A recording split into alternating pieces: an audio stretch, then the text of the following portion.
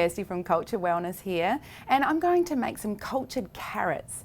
This is such a wonderful recipe for getting in lots and lots of nutrients and having a quick snack in the fridge. So let's get straight into it.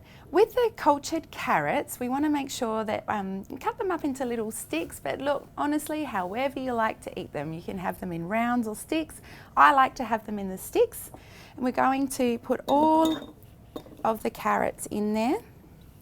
Now, when you ferment vegetables or when you ferment fruit, the fermenting process brings out amazing flavours, and so adding extra flavours into it can make it such an amazing treat. So my favourite thing to do with these cultured carrots is to put juniper berries in and also some grated ginger. So as I'm adding the carrots in, what I'm going to do is just grate ginger into it along the way so it evenly spaces out amongst the jar, because obviously it's going to be hard to put it all in and space it out on the top. So put the ginger in there, put a few of the juniper berries in, and then keep on loading up the carrots. Hopefully you have a magic fairy that cuts up your carrots for you at home. Ideally you would have organic carrots. We don't want to have any carrots that have got pesticides or anything on the outside. If you can't find organic carrots, you can certainly scrub the carrots down before you use them, but ideally you would use organic. I'm going to put some more ginger in there.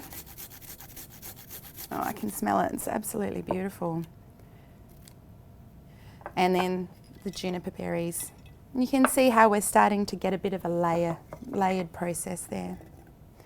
Carrots have got amazing amounts of vitamin C in them. They've got potassium, they've got vitamin K2.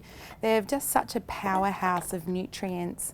Some people who have gut dysbiosis or have got a parasite, or they're having trouble with their gut, sometimes even carrots, like for myself, carrots still had too much sugar in it when I was quite sick, and the sugar in them really upset my gut. So fermenting them meant that the sugar was taken out and it was just left with that beautiful nutrient, so you could still get the minerals, the vitamins, everything that you need to build a robust, thriving body and a healthy immune system. So this is where fermenting just comes into its own, when you're rebuilding and when you're getting stronger.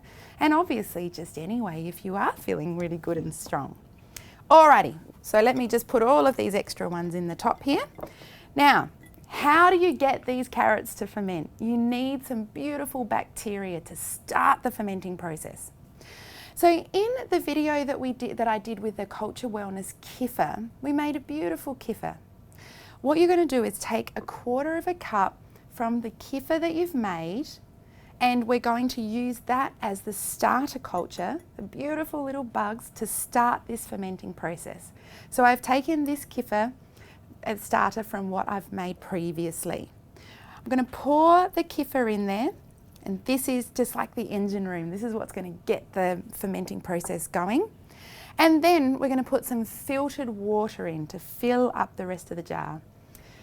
Filtered water is going to be so important. If you had tap water that had chlorine in it, that had heavy metals, it's really going to upset the fermenting process. So if you don't have filtered water at home, when you're doing your ferments, it would be best to go and purchase some filtered water to make sure that you're getting the most beautiful ferment. I'm going to pour the water in there.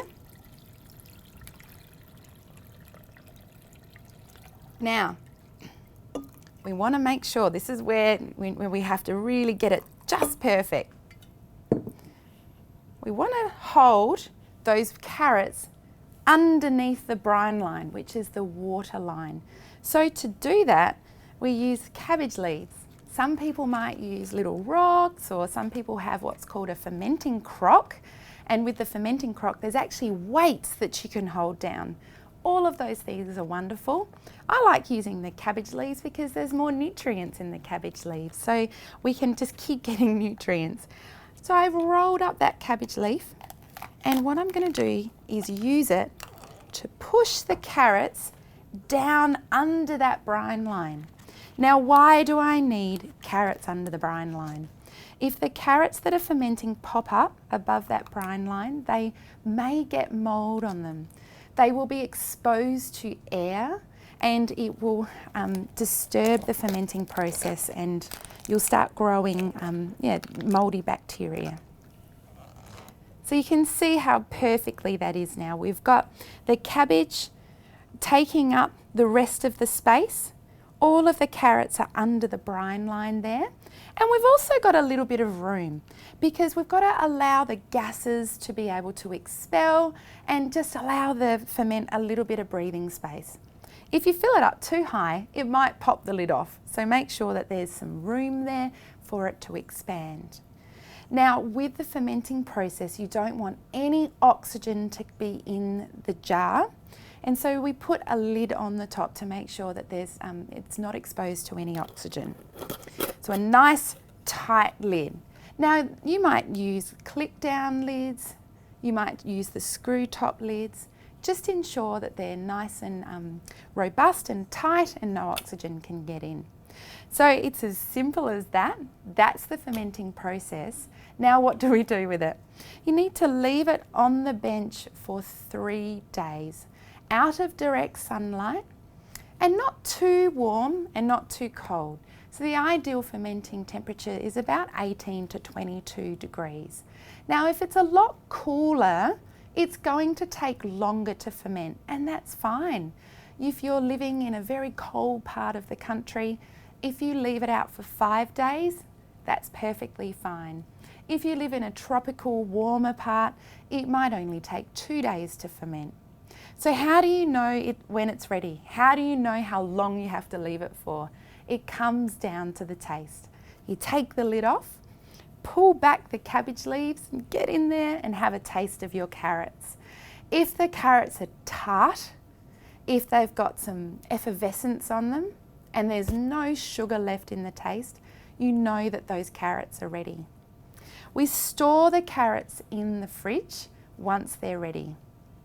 They can last around about 3 to 6 months in the fridge.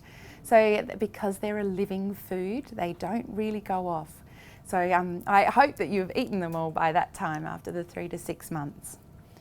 Now with the fermenting process, the beauty of fermenting is those beneficial microbes that grow during that process. So having, every time you eat, having a little side condiment of ferments is such a powerful way to help you digest your food.